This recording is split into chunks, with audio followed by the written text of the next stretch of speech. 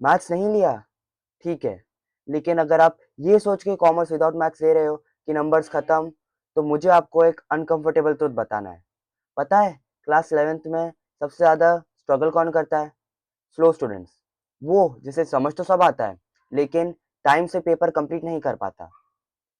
Marks knowledge से नहीं, speed plus confidence से मिलते हैं। Hello everybody, this is Hussain Falasiya and welcome to my channel. अगर आप class 11th commerce without maths लेने वाले हो या फिर ले चुके हो, तो आज मैं तुम्हें वो चीज़ बताने वाला हूँ जो तुम्हें एवरेज से ऊपर ले जाएगा। चलो मैं तुम्हें एक सीन इमेजिन करवाता हूँ। अपनी आंखें बंद करो। अब इमेजिन करो कि अकाउंट्स का फर्स्ट टर्म एग्जाम है, हाफ ईयरली एग्जाम है। तुम्हें सब कुछ आता है, तुम सब पढ़ के गए हो। पहला क्वेश्चन आता है, इजी है। सेकंड क्वेश्चन थोड़ा लेंथी है। थर्ड क्वेश्चन कैलकुलेशन हैवी है, बहुत सारी कैलकुलेशन उसमें। आप रफ वर्क कर रहे हो, एडिशन सब्ट्रैक्शन रफ वर्क में कर रहे हो, दो दो बार चेक कर रहे हो उसे। और फिर अचानक से इन्विजिलेटर आके बोलता है 20 मिनट्स लेफ्ट। और आप देखते हो कि अभी भी आपके दो क्वेश्चन तो बाकी है।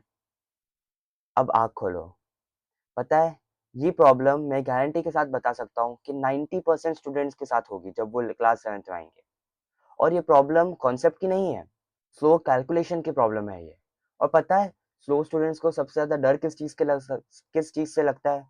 पेपर रह गया तो? तो आप सोच रहे होंगे कि वो एक चीज़ क्या है, जो कि टाइटल में भी है और थंबनेल में भी। वो क्या कैलकुलेशन स्पीड है? नहीं, वो है calculation confidence plus time management. इसका क्या मतलब है, ये मैं आपको सिंप्लीफाई करता हूँ। कॉन्फिडेंस से आपको स्पीड आएगी, स्पीड से कंप्लीशन, और कंप्लीशन से मार्क्स। तो बेसिकली कॉन्फिडेंस का लॉन्ग टर्म रिजल्ट है मार्क्स। कॉमर्स विदाउट मैथ्स में मैथ्स नहीं होती, राइट, लेकिन नंबर से दोस्ती जरूर होती है। अब मैं आपके लिए वो प्रॉब्लम लाया हूँ कि व्हाई स्लो स्टूडेंट सफर। उसका सबसे पहला पॉइंट है बेसिक एडिशन डाउट। आप बेसिक एडिशन सब्ट्रैक्शन भी रफ कॉलम में कर रहे हो, उसे दो दो बार चेक कर रहे हो। इससे क्या होता है कि आपका बहुत सारा टाइम जाता है, और आपको एग्जाम में टाइम इफेक्टिवली मैनेज करना बहुत जरूरी है, स्पेशली क्लास 11th में जहाँ पे आपका बहुत ही वाइड सिलेबस होता है, और वाइड और पेपर बहुत लेंथी होता है। तो इसीलिए आपको बेसिक एडिशन सब्ट्रैक्शन मल्टीप्लिकेशन अपने माइंड में ही करना चाहिए। और ये आप कैसे करोगे, उसका भी सोल्यूशन मैं आगे लाया हूँ। सेकंड पॉइंट है वर्किंग नोट मेसी। अब मुझे पता है कि क्लास 10 तक वर्किंग नोट एक रफ वर्क ही माना जाता है, लेकिन क्लास 11th में वर्किंग नोट भी मार्क्स होते हैं। वर्किंग नोट एक पार्ट ऑफ आपका आंसर ही होता है, क्योंकि वर्किंग नोट इन केस अगर आपका फाइनल आंसर रॉन्ग हो भी गया, जो कि आप फॉर्मेट में बनाते हो, टेबल में बनाते हो, तो आपकी टीचर वर्किंग नोट देख के उसके मार्क्स मिल जाते हैं आपको। इसलिए आपके पूरे मार्क्स नहीं जाते। तो आपको वर्किंग नोट में कट नहीं करना, स्क्रिबल नहीं करना, नीटली लिखना है आपको वर्किंग नोट। ये बहुत इंपॉर्टेंट है। और थर्ड पॉइंट है प्रेजेंटेशन स्लो। अब प्रेजेंटेशन आप फॉर्मेट बनाने के लिए 5 मिनट लगा रहे हो, सुंदर सुंदर लाइन ड्रॉ कर रहे हो, ऐसा आपको नहीं करना। मेजरमेंट लेके आप लाइन ड्रॉ कर रहे हो, ये सब आपको नहीं करना। आप स्केल लो, जल्दी लाइन ड्रॉ करो। वो लाइन टेढ़ी हो सीधी हो, उससे नहीं फर्क पड़ता टीचर्स को। टीचर्स को फॉर्मेट से फर्क पड़ता है कि आपने फॉर्मेट ड्रॉ कैसे किया है। उससे फर्क नहीं पड़ता कि आपकी लाइन कितनी एंगल पे टेढ़ी है। आप समझे? तो इसलिए जितना जल्दी आप फॉर्मेट ड्रॉ करोगे, उतना ही आप आगे टाइम बचा सकोगे क्रॉस चेक के लिए। और फोर्थ पॉइंट है ओवरथिंकिंग। आंसर सही तो होता है, लेकिन कॉन्फिडेंस जीरो होता है। इसलिए आपको ओवरथिंक नहीं करना। इसका भी सॉल्यूशन मैं आगे लाया हूँ कि आप ओवरथिंकिंग को कैसे ओवरकम कर सकते हो। मैंने स्टूडेंट्स देखे हैं, concept clear but paper incomplete. और इनकम्प्लीट पेपर का दर्द अलग ही होता है, ट्रस्ट मी। स्टूडेंट्स एग्जाम के बाद आके कहते हैं, भैया सब आता तो था, लेकिन पेपर छूट गया। और एक टीचर के लिए भी ये सबसे पेनफुल लाइन होती है। अब मैं आपके लिए वो सॉल्यूशन लाया हूँ जिससे आप एवरेज से ऊपर बढ़ सकोगे। उसमें सबसे पहला स्टेप है 5 मिनट्स एडिशन मल्टीप्लिकेशन। इसमें आपको क्या करना है कि आपको 5 मिनट 2 डिजिट 3 डिजिट से स्टार्ट करो, और एडिशन करना है आपको। बेसिकली नंबर्स को आपको माइंड में ऐड करना है और उसका फाइनल रिजल्ट लिखना है। आपको रफ वर्क में उसमें एक एक डिजिट करके ऐड नहीं करना। यही सेम आपको सब्ट्रैक्शन के साथ भी करना है। और मुझे पता है मल्टीप्लिकेशन माइंड में करना डिफिकल्ट होता है, इसलिए आप एक टाइम लो, पर्टिकुलर टाइम लो कि ये 2 डिजिट की जो मल्टीप्लिकेशन है वो मैं विद इन 5 सेकंड करूंगा। आप ये सेट करो और फिर धीरे धीरे कम करते जाओ। इससे क्या होगा कि बस 5 मिनट्स एवरी डे से आप एंड ऑफ द डे मतलब कि 11th के एंड तक आप कैलकुलेशन में परफेक्शन अचीव कर लोगे। स्पेशली स्मॉल स्मॉल कैलकुलेशन जो कि आप माइंड में भी कर सकते हो। इससे आपका ब्रेन ट्रेन होगा और आपको ही लॉन्ग टर्म में फ़ायदा होगा। तो ये तो 5 मिनट था। अब 15 मिनट में दूसरे 5 मिनट आपको परसेंटेज प्रैक्टिस करना है। परसेंटेज प्रैक्टिस क्या होता है कि बेसिक परसेंटेज जैसे कि 18% ऑफ 1000 क्या होता है या फिर 9% ऑफ 1500 क्या होता है। आपको उसका फाइनल आंसर फाइंड करना है। इस परसेंटेज कन्वर्जन की वजह से ही मल्टीप्लिकेशन बहुत काम आता है और इसीलिए मैं बोल रहा हूँ कि आपको मल्टीप्लिकेशन भी प्रैक्टिस करना चाहिए। नेक्स्ट 5 मिनट्स वो स्टूडेंट के लिए है जो इकोनॉमिक साइड है। उन लोगों को रेशियो और एवरेजेस की प्रैक्टिस करनी चाहिए।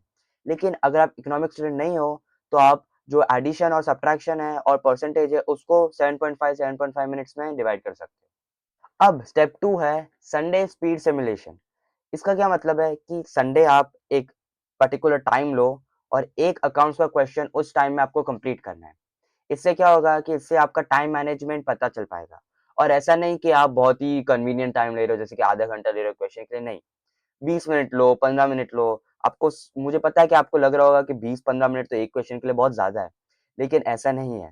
अकाउंट्स के आप एक जर्नल क्वेश्चन अगर प्रैक्टिस कर रहे हो, तो मेक श्योर कि उसमें एटलीस्ट 8 से 10 एंट्रीज़ तो हो ही, क्योंकि वो एक एक्सपेक्टेड है कि एग्ज़ाम में 8 से 10 एंट्रीज़ आ सकती है। इसीलिए आप पहले 20 मिनट्स करो, फिर उसे रिड्यूस करते जाओ, रिड्यूस करते जाओ। इससे आपकी फॉर्मेट की भी प्रैक्टिस होगी और आपके कैलकुलेशन जो है, उसे भी फ़ास्ट कर सकोगे आप। इसीलिए याद से संडे एक क्वेश्चन आपको प्रैक्टिस करना ही है विदाउट फेल और वो भी टाइम लिमिट में, with in a time limit. Step 3 है राइटिंग ड्रिल। अब इसमें आपको फॉर्मेट ड्रॉ करना है 3 बार। डेली नहीं, आप वीक में 2 बार कर सकते हो। आपको फॉर्मेट 3 बार ड्रॉ करना है जिसका भी है। अगर जर्नल का है तो आपको जर्नल का फॉर्मेट 3 बार करना है, ट्रायल बैलेंस है ट्रायल बैलेंस का, लेजर है तो लेजर का।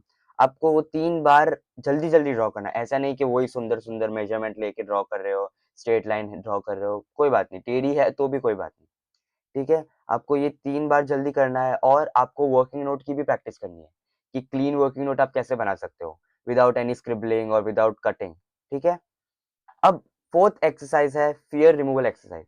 अब इसमें आपको क्या करना होगा कि आप जैसे कि वीक में एक बार आप इंटेंशनली एक टफ क्वेश्चन लो। आप टफ क्वेश्चन लेके उसे आप सॉल्व कर रहे हो। इससे क्या होगा कि इससे आप अपने ब्रेन को ट्रेन कर पाओगे कि कैसे अगर कोई टफ क्वेश्चन देख ले तो काम कैसे रहते हैं।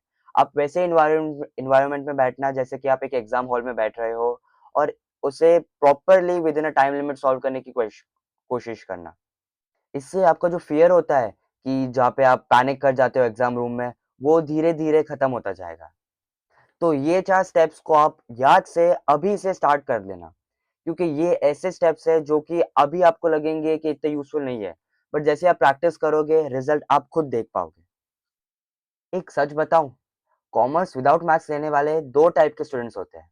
टाइप 1 मैथ्स से भागने वाले और टाइप 2 स्ट्रैटेजी से आने वाले। आप कौन से स्टूडेंट हो वो कमेंट्स में ज़रूर बताना। स्ट्रीम चॉइस तुम्हारी आइडेंटिटी डिसाइड नहीं करती, लेकिन डेली डिसिप्लिन ज़रूर करती है। मैं फ्यूचर में तुम्हें अकाउंट्स डिटेल में पढ़ाऊँगा। यस, तुमने सही सुना।